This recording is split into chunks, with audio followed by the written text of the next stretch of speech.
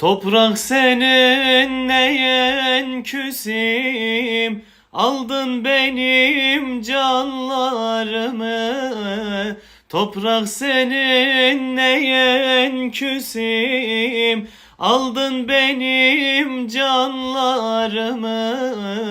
İyi kötü senden öğrendim, yaktığın benim canımı.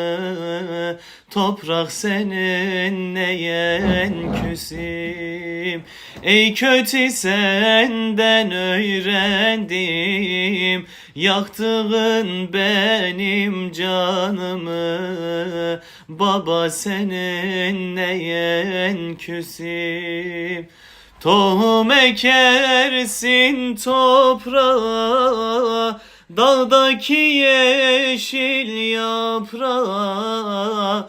Tohum ekersin toprağa, dağdaki yeşil yaprağa. Genç yaşta girdi toprağa, toprak seninle yen küsim.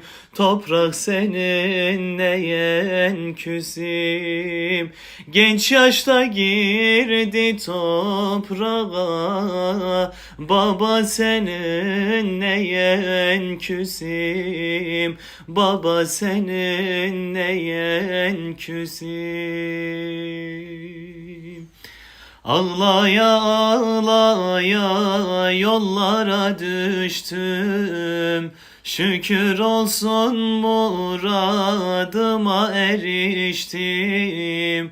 Medine göründü, yandım tutuştum. Ölüm ver Allah'ım, verme ayrılık. Ölüm ver Allah'ım, verme ayrılık. Medine göründü, yandım tutuştum. Ölüm ver Allah'ım, verme ayrılık. Ölüm ver Allah'ım, verme ayrılık. Resul hasretiyle düştüm yollara, içimde dertlerim, gönlümde yara. Gözyaşımla vardım ben o diyara, gittim Medine'yi seyran eyledim. Gözyaşımla vardım ben o diyara, gittim Medine'yi seyran eyledim.